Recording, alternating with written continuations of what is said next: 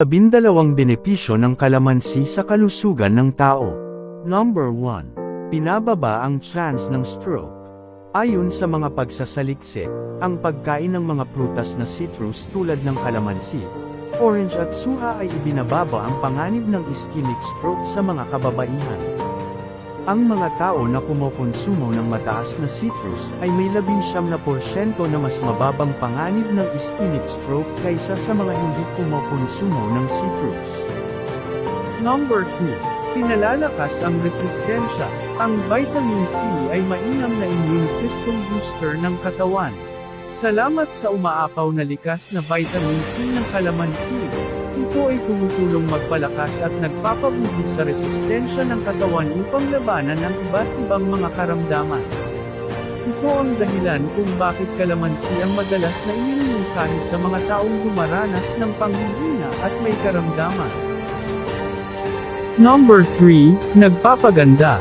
Ang mataas na vitamin C ng kalamansi ay crucial sa produksyon ng collagen. Ito ay isang compound na kailangan sa paggawa ng bawat tissue ng katawan. Ang kamangha-manghang ascorbic acid na mula sa kalamansi ay inaayos ang abilidad ng katawan na mag-produce ng mga panibagong tissue mula sa pagkasira. Ito ay nagre-resulta ng maganda at malusog na kutis at pangangatawan. Maliban pa dyan ang antioxidant na taglay ng kalamansi na nagtatanggal ng mga blemishes at discoloration sa balat. Ang antioxidant ng kalamansi ay nagtatanggal din ng mga wrinkles at nilalabanan ang signs of aging. Number 4. Pinabawasan ang panganib ng cancer. Ang cancer cells na dulot ng free radicals sa katawan ng tao ay maaaring matanggal sa pamamagitan ng pagkonsumo ng vitamin C, isang uri ng bitamina na siksik ang kalamansi at may malakas na antioxidant. Ayon sa isang pag-aaral ukol sa vitamin C na mula sa mga citrus na prutas, maaari nitong sugpuin ang mga colorectal cancer cells, cancer sa colon at rectum, mangangailangan ng mataas na vitamin C upang maisiguro ito. Number 5. Pampapayat. Gaya ng lemon at iba pang lime na prutas, ang kalamansi ay may malaking impact sa pagbabawas ng timbang. Ang kalamansi ay may abilidad na palakasin ang metabolismo ng tao at tinatanggal ang mga toxins sa katawan na dumadagdag bilang fat storage. Sa pamamagitan ng pagpapabilis ng metabolismo, tinutulungan ng kalamansi ang katawan sa pagsusunog ng taba maghapon, sabay din nililinis ng kalamansi ang mga organ system upang mag-function ng maayos at banayad na nagre-resulta naman sa pagsunog ng mga calories. Number 6. Mabuti para sa puso. Sinusuportahan ng kalamansi ang kalusugan ng puso sa pamamagitan ng taglay nitong fiber, potassium, vitamin C at choline na kapakipakinabang para sa kalusugan ng puso o cardiovascular health. Number 7. Pinababa ang presyon ng dugo. Ang madalas na pagkonsumo ng sodium ay dapat iwasan upang mapanatili ang normal na antas ng presyon ng dugo.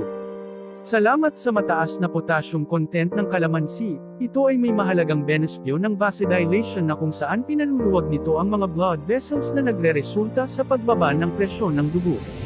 Ayon sa pag-aaral, ang mataas na pagkonsumo ng potassium ay pinapalakas ang iyong proteksyon laban sa sakit na ito ng 20%. Number 8. Nilalabanan ng diabetes. Ang kalamansi ay sagana sa fiber.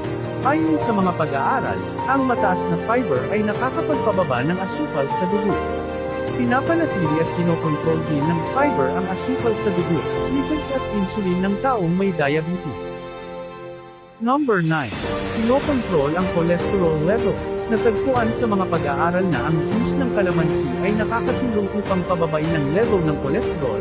Ito ay isang importanteng hakbang sa pagbabawas ng timbang at upang maiwasan ang mga metabolic na karamdaman. Maliban dito, ibinababag din ng kalamansi juice ang risk ng atherosclerosis, mga sakit sa puso at stroke. Number 10. Pinababa ang acidity. Sa kabila ng mataas na level ng citric acid ng kalamansi, ito ay iniinom ng mga tao bilang substance na pampakalma sa mahapding tiyan na dulot ng mataas na acidity. Sa isang pag-aaral na itinala ng Journal of International Oral Health, nakitaan din ang anti-inflammatory na katangian ng balat ng kalamansi. Sa katamtamang pagkonsumo nito, ito ay makakatulong ibsan o bawasan ang level ng inflammation o pamamaga, Binababa ang risk ng ulcer at proteksyon sa acid reflux. Number 11, detox sa katawan. Ang kalamansi ay kilala bilang isang makapangyarihang detoxifying agent na tumutulong at nagpapalakas sa pag-function ng atay, kidney at aplo para sa paglilinis ng mga toxin sa katawan. Ang kalamansi ay nagpupromote din ng pag-ibig para sa pag-flush at paglilinis ng kidney. Number 12, pinapabuti ang respiratory health.